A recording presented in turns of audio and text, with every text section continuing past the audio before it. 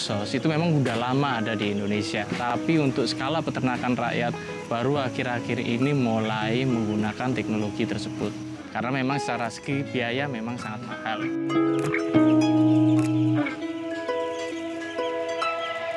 Kenapa menjadi penting? Jadi seperti ini, zaman dulu tidak ada yang namanya pemanasan global. Zaman sekarang kita merasakan yang namanya pemanasan global. Nah, hubungannya apa dengan peternakan ayam? Dengan menggunakan kandang klosos, iklim yang ada di dalam kandang kita manipulasi, disesuaikan dengan kebutuhan ayam. Jika ayam kepanasan, maka ayam itu akan penting. Jika ayam penting atau ayamnya itu mangap-mangap, nanti ayam itu akan mudah terserang penyakit. Dan akhirnya kematian menjadi tinggi, efeknya bagi peternak apa? Kerugian.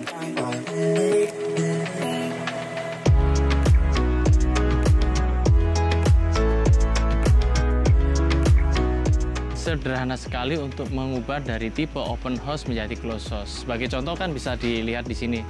Ini ketutup semua ya. Itu adalah salah satu ciri dari kandang closed house. Intinya satu, ketutup.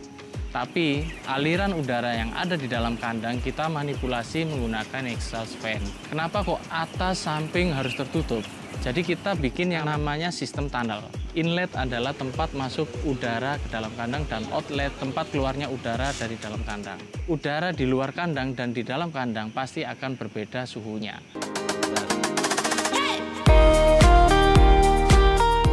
Kenapa kok pakai terpal? Yang pertama, terpal kan gampang dicari di mana aja. Terus kedua, terpal biayanya juga murah. Terus yang ketiga, umur ekonomis dari terpal ini kan lebih lama. Kita pakai plastik yang transparan bisa. Nah, cuma kendalanya kalau plastik yang transparan, cahaya masih bisa masuk ke dalam kandang. Biasanya kalau ada cahaya masih masuk ke dalam kandang, artinya radiasi panas masih masuk ke dalam kandang. Untuk tinggi kita antara 2 meter sampai 2,5 meter. Atap model apapun sebenarnya nggak ada ngaruhnya. Mau atapnya pakai spandek, mau pakai seng, mau pakai genteng, itu semuanya nggak berpengaruh secara signifikan.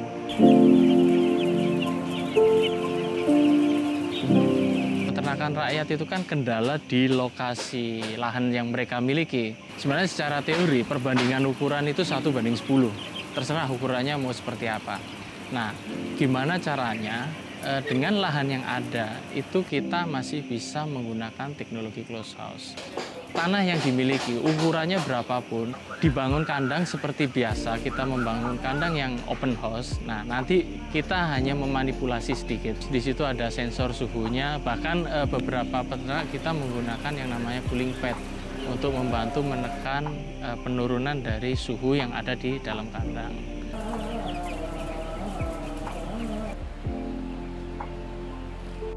Yang namanya kandang itu pasti butuh air minum. Sangat penting sekali yang namanya sumber mata air. Itu perlu sekali. Dan kemudian gudang pakan. Gudang pakan itu memang harusnya terpisah dari kandang. Biar kandang itu hanya khusus pelihara ayam. Kalau ada pakan di dalamnya kapasitas jadi berkurang. Jadi untuk menghindari kontaminasi penyakit dari luar yang melalui pakan tadi masuk ke kandang juga. Interior itu harus diisi tempat pakan dan tempat minum, itu adalah hal utama untuk menunjang kehidupan ayam. Nah, kalau broiler, kenapa kok harus pakai nipple, kok nggak pakai tube? Untuk efisiensi tempat itu sendiri. Jadi kapasitasnya nggak berkurang. Jadi gini, kalau kampung nggak boleh pakai nipple, karena ayam kampung itu dia suka bertengger. Nanti kalau ini dipakai buat bertengger, goyang-goyang, pecah si pipanya, nanti akan terjadi yang namanya bocor air di dalamnya dan menyebabkan amonia jadi tambah banyak, lembab, sumber penyakit gitu.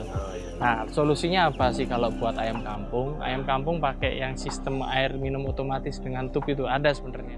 Nipple 1 dan nipple line yang lain itu harus 2 meter. Jarak yang merah-merahnya itu per 15 sentian kurang lebih.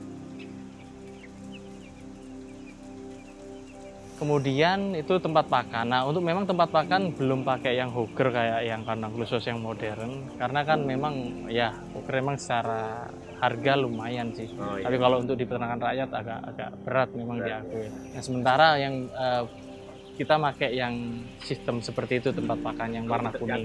Iya, lebih terjangkau. Nah, kalau jarak antara tempat pakan satu dan tempat pakan yang lain itu per meter persegi kalau bisa dikasih satu. Jadi exhaust fan itu ditaruh di bagian ujung dari kandang sebagai outlet atau keluarnya ventilasi udara yang ada di dalam kandang. Ya, jadi ujung ke ujung itu exhaust fan itu harus dikasih sebanyak-banyaknya, jangan sampai kurang. Kalau kurang ya nanti berpengaruh ke kesehatan ayam itu sendiri, karena akan panas suhu di dalamnya dan udara nggak bergantinya susah gitu.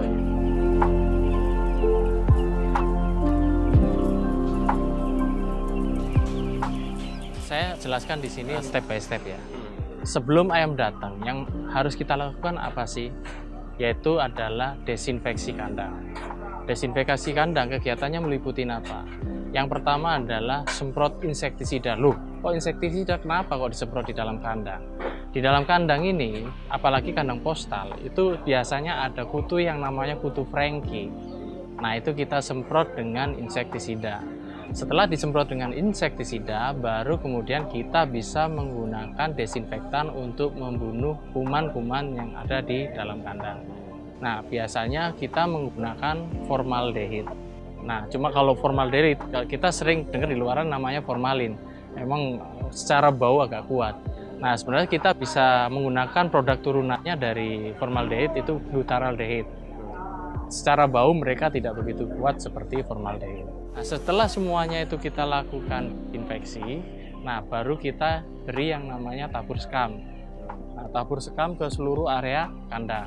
Sekam udah ditabur, nah kemudian yang kita lakukan adalah menyiapkan pemanas atau induk buatan. Artinya apa sih kok ada induk buatan? Kalau ayamnya cuma 1-10 bisa dirami, anget gitu. Tapi kalau ayamnya ribuan, siapa yang mau ngeram? Nah, itulah fungsi induk buatan. Untuk kloso sendiri, induk buatan kita bisa menggunakan semawar. Kalau untuk kloso skala peternakan rakyat masih oke, bisa dilakukan. Tapi untuk penggunaan batu bara itu tidak bisa dilakukan di sini. Karena ini tempatnya tertutup, nanti asapnya akan mempengaruhi kesehatan ayam. Induk buatan itu namanya brooder. Nah, itu bahan bakunya itu bisa berasal dari batu bara, gas, atau kayu. Bahkan ada yang pakai serbuk gergaji. Tapi untuk klosos kita rekomendasikan menggunakan gas. Bahkan kalau di luar negeri itu malah pakai listrik. Cuma kalau listrik sendiri di Indonesia bisa jebolin. Jadi nanti masih belum ekonomis untuk memakai induk buatan menggunakan listrik. Gas is okay, lebih bagus. Jadi semawar ini gini, Mas pernah ini nggak beli ke tukang pecel lele ayam? Nah, itu kan kalau masak kan bawahnya pakai semawar. Kompor. Iya. Nah, itu bisa pakai, itu bisa. Ya, sebenarnya sih ada yang lebih bagus lagi, itu pakai gasolek. Kalau kompor itu kan keluar apinya, kalau gasolek nggak keluar apinya, kita hanya ambil radiasi panasnya aja. Gitu. Nah, kemudian setelah kita siapkan pemanas itu, jadi sebelum ayam datang dari pembibitan datang ke kandang, kita hangatkan dulu ruangan itu tadi. Nah, begitu ayam datang dari pembibitan masuk ke dalam kandang, nah si DOC tadi baru kita taruh ke atas sekam ini tadi. Semawarnya udah ada di situ, udah di dalam. Iya, jadi mereka datang itu udah anget gitu. Kan biasanya rata-rata bibit itu kan datangnya kan keseringan sih malam ya.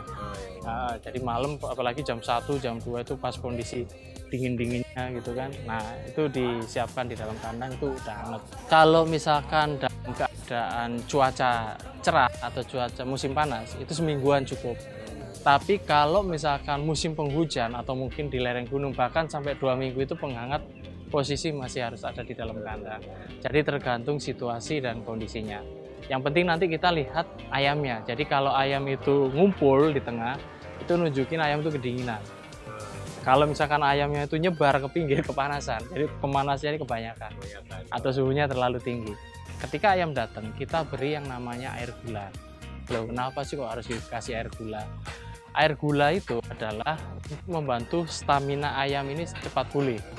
Ayam dari pembibitan datang ke kandang butuh waktu yang lama setelah perjalanan. Mereka capek gitu. Artinya dengan air gula dicampur dengan air minum, nah kemudian air gula tadi cepat diserap oleh tubuh, nah nantinya akan menjadi energi. Jadi ayam jadi gereng lagi, sehat lagi. Si DOC tadi juga harus diperhatikan. Beratnya seperti apa sih DOC tadi? Jangan sampai DOC tadi, wah ini DOC-nya beratnya kecil sekali, nanti proses pemeliharaannya akan agak berat. Ya rata-rata kalau untuk broiler itu kurang lebih sekitar 40-42 gram DOC-nya. Karena target kita dalam 1 minggu, target kita adalah 5 kali dari berat badan awal itu harus kecapai. Tapi kalau beratnya biasanya di bawah itu agak sangat berat sekali dan pemanasnya harus sangat ekstra. Iya, biasanya sering kita dengar yang namanya DOC BM gitu kan. Ya langsung dari usia 0 kita ambil sampel untuk kita timbang beratnya. Karena nanti kita akan bikin recording juga hariannya, pertumbuhan bobot badan hariannya berapa.